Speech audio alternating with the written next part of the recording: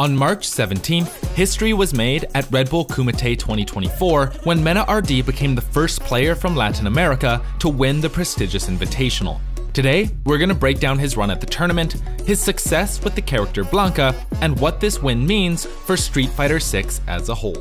MenaRD is a professional fighting game player from Dominican Republic, and he is the only two-time Capcom Cup champion. Over the past few years, through Street Fighter V and now into Street Fighter 6, Saul Mena, better known as MenaRD, has been one of the best fighting game players in the world. He won CEO 2023, came second at EVO the same year, and had excellent placings throughout the Capcom Pro Tour.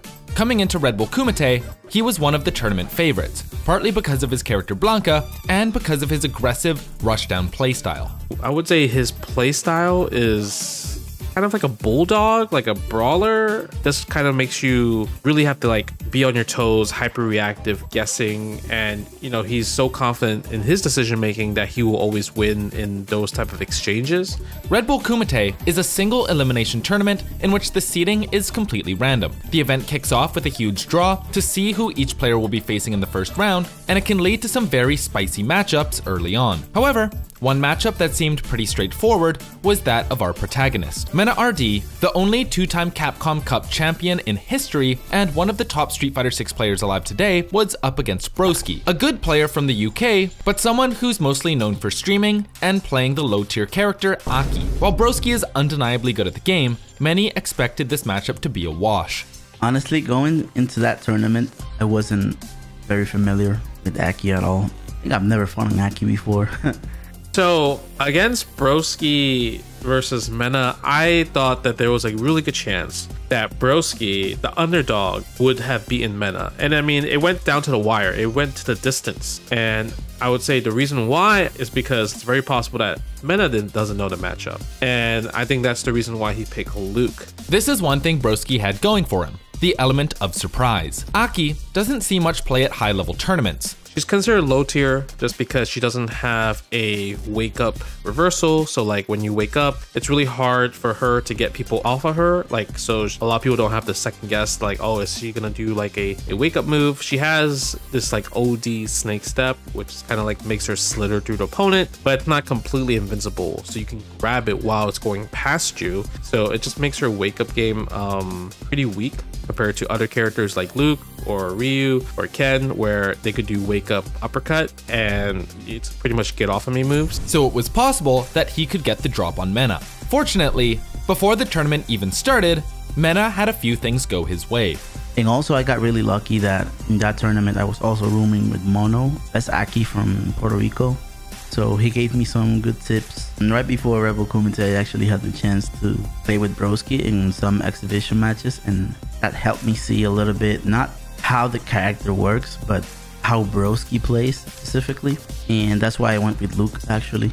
I played him with Blanka, I played him with Luke, and I liked how I felt fighting him when I was using Luke. Honestly, I was just thinking I'm going to rush him down. I'm going to be as aggressive as I can, because I don't think I'm going to be able to stop what he's going to do. Snake step, and that should be enough, just like that.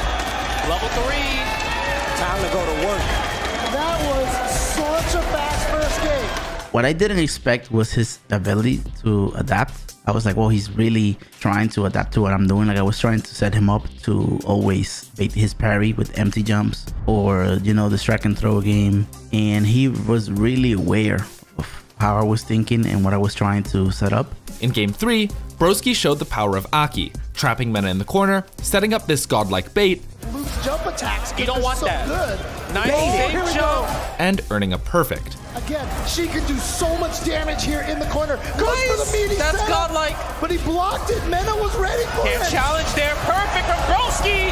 Fighting back. From here, this set ended up going the distance, but in the 9th and final game, Mena decided he was done playing around, finishing things off with a perfect to advance to the next round. That's it. That's gonna do it right there. MenaRD takes it over Broski. All I can say, man, is Aki is cool. I like the movement. As soon as I experienced it and I saw his will to beat me and show that he was the true underdog and he didn't care because he didn't have anything to lose. I really liked that mentality, and it gave me a lot of respect for Broski as a player. That's what I can say. Another reason probably Mena was really strong and clutched out in the end was that like he doesn't play with headphones. I feel like headphones get on the way. My reactions are really, really, really good. But I feel like when I try to focus in what I'm seeing, like the visual cues, and then I'm trying to listen to the sound cues, I get distracted. Like I'm not able to focus in either. And the third, and I will say most important thing is it's a very psychological thing. When you start winning a lot and you become a champion, it's really, really hard. People are expecting you to win. I just need someone in the crowd to like boo me or cheer for the other guy so I can feel that energy and help my mentality. I use that as fuel, you know, to motivate myself, to keep going forward, to find a reason to win, you know, so I can like shut that person up, you know. It's a very psychological thing. I talked about how he believes in himself. He doesn't doubt himself. So when he hears the crowd, it's like, I don't know, kind of like an anime, like main character energy right there. After surviving round 1, Mena found himself up against Gachikun. Honestly, I was really confident in this match. I remember I already played with Gachikun and Blink Respawn in Dominican Republic, and he beat me 3-2 in the Luke matchup. I felt like I had it, but I had some crucial mistakes. But at the same time, at that tournament, I forgot that I could use Blanka. I was so into the moment, I forgot I could use Blanka. So at Rebel Kumite, when I got Gachikun, I saw him, you know, beat Bonchan like that. Great Luke. I was like, whoa. I feel like I'm gonna try to see what is his experience against Blanka, like how good is he gonna play this matchup, instead of giving him what I already know he's really good at. For Mena, the decision to play Blanka paid off because it really was a one-sided affair. And that really was the case. Like the first game was great. It was like really down to the wire. But then after that, Mena just kind of steamrolled after. Like that there was just some unfamiliarity from Gachikun's side of not knowing the proper timing on the Blanka punishes. While MenaRD, I mean, he was cooking the whole entire time. Like he was able to get so many grabs off. The fact that he got hop grabbed like at least like 10 times in like 2 rounds. He just knew what to abuse after that. Trust me, Gachikun can do it. Oh, he tried to retire, but he missed it. Can MenaRD finish this out with a level 1? Is it gonna go? There it is! MenaRD! In round 3, Mena was facing off against many people's tournament favorite, Punk. After a wicked set versus Chris Wong, Punk looked like he was at the top of his game, but Mena was unfazed. Because I played him a lot. He's one of the players that I have to fight constantly in my region in North American East. But yeah, I saw his set against Chris Wong, but I also had played him before. He's great against Luke, but he has issues with Blanka, especially because the matchup is really difficult for Cammy. Anytime you talk to Punk about Blanka, he just openly admits that like Blanka's broken, he needs to be nerfed, Capcom help me, come on, this ain't fair. But it's like, it's against all his characters. You know, he tried Luke, he tried Jury, and they just don't work against, I think, but it's more of like a MenaRD just has Punk's number with his Blanka. So I went into the set expecting a corner pick, and I had prepared a lot for Honda, but he went with Cammy again, and I feel like the matchup is not great. Cammy, so I did my best. He lost the first 2 games, then switched to Luke. But Luke is a matchup I have a lot of experience with, you know? Like I've played so many Lukes with Blanka, beaten so many Lukes, and I feel like his Luke is amazing too, but he doesn't really know the Luke versus Blanka matchup. I feel like Mena went into this set and cruised to a 5-0 victory. And in game 4, this happened. Everything working for Mena. Oh, he's not ready for the drive impact. Guess for game here, guys. Oh, the side switch! That was this gun and more! There's still more! The crowd never changes! Safe to say, Mena was coming into grand finals with some momentum. In the last 2 rounds, he only lost 1 game, but he was about to face his biggest challenge yet, at least on paper. Mena was playing against Nuckledu, another veteran and one of the best Street Fighter players ever produced in North America. However, Nuckledu's confidence may have wavered after seeing Mena dismantle Punk in the previous round, mainly because Nuckledu's 2 characters are Cammy, who he just saw get thrashed, and Guile, a character that Mena is incredibly well versed in playing against. He's top 2 Guile player in the world. Who's the other Guile player that's in that top 2 category? Kaba. And Kaba is MenaRD's training partner, best friend for life, BFF. So they have played so many sets with each other, and MenaRD knows the Guile matchup like in the back of his head. I feel like Gaia wins. I feel like it's a really, it's one of Blanka's most difficult matchups, and I'm not trying to troll or downplay, being completely serious. I feel like it's one of his worst matchups. My plan wasn't actually to play the whole set with Blanka. I was thinking of going JP, and if I had lost with JP 2 more games, I was gonna go Luke too. Like I was just gonna throw everything at him, but thankfully Blanka worked out really well, and I was able to get the donut. After winning the first games handily, there was a moment when Nuckledu went back to character select. Probably thought in his head, bro, Punk just got 5-0'd. I can't pick Cammy. My Cammy is not better than Punk. Then he went back to Guile, and it was completely like gonna be a Mena win before the set even started, because I felt like in the mental state for Du, he lost to himself because he just doubted himself against MenaRD. From here, Mena cruised to victory, picking up another 5-0 and going 15-1 to win the tournament after the first round. After this absolutely dominant performance, many wondered what changed. After all, at his last tournament, Capcom Cup 10, Mena finished in 13th place, leading to speculation that maybe players had started to figure out the Blanka matchup. Mena's response? I will be completely honest. After Capcom Cup was over in the Street Fighter League, I didn't really prepare a whole lot. I just wanted to like have a break, and I went into Bull Kumite with the mentality of this is gonna be a really fun event. It's gonna have, you know, crazy good format, and Bull Kumite is always like really fun.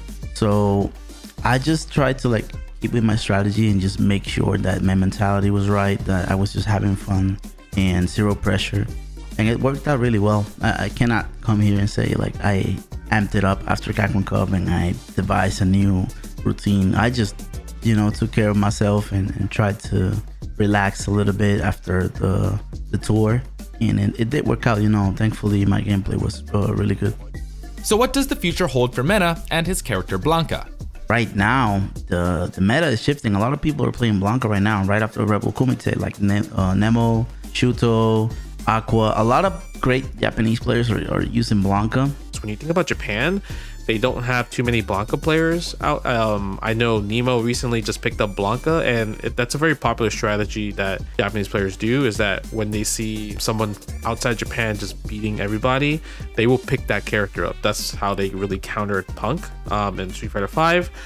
So we'll see if that would work in Street Fighter 6 because Nemo's maining Blanka now. But figuring out the matchup isn't the same as figuring out MenaRD. I feel like the experience is definitely there. It's just the way I play Blanka is very different. So yeah, that's the main thing. It's just I play really weird with the character, and thankfully it's a very effective way of playing too. So it's a serious thing. It's not weird just to be weird, but it's also like different, and it's really good too. It's just it's a very interesting playstyle, because I don't think there's any other player out there that's close to MenaRD's playstyle, and I think a lot of people are being thrown off by it because how he can kind of like turn on offense, turn on defense. Like it's literally like a light switch, like on and off constantly, because while most other players, they kind of like stick to one playstyle as like their main playstyle, while MenaRD, he's like, well, okay, if you're better than me at this field, then I will just become a player that's anti like defensive or anti-offensive. And I mean, the way he plays with his character picks of Blanka and Luke, it really does show in terms of that light. After Bull Kumite, Mena went to compete at EVO Japan, where he won the event so handily that grand finals lasted only 6 minutes. Dude, this is insane. And the amnesia finally comes out, gets baited. MenaRD, EVO Japan 2024 champion. Finally, we asked Mena what it was like to come from a smaller region and what it means to compete for the Dominican Republic. Well, the thing is, the Dominican community is not known for having a fighting community. The fighting community is there. I was born into it, and we always had tournaments with like 200 players, and a lot of the players were really talented. And some players came before me, you know, they paved the way.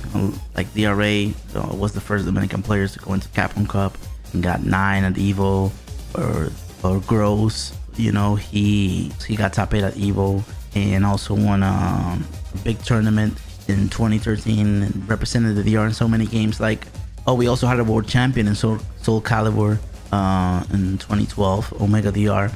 So yeah, we have a lot of great players in the fighting game community. You can also see Sonix. right now in Smash Ultimate. So yeah, the community is there, and I was, you know, molded by the Dominican community. That's why I'm so grateful with them. I don't just say it just to say it. It's because it was my childhood, and that's how I was brought up, and seeing it turn into this great thing, you know, a player that's able to like represent and beat everyone. I feel like this is a really great thing. So yeah, what I have to say is that the practice comes from my own community, and now thankfully because of the opportunities that I get, I'm able to also practice with the great players of, you know, USA, in Asia, Europe. So it's crazy, you know. That's how now it's easier for me because I have access to all the players. But how I got there was just sparring with the Dominican community and the Latin American community. Shouts out to Cloud, Steph, B, Pas, Shampoo, and Yashichi for being patrons of the channel. If you enjoyed this video, leaving a like, subscribing, and hitting the bell to stay up to date is much appreciated. My name is Jonah. Thanks for watching.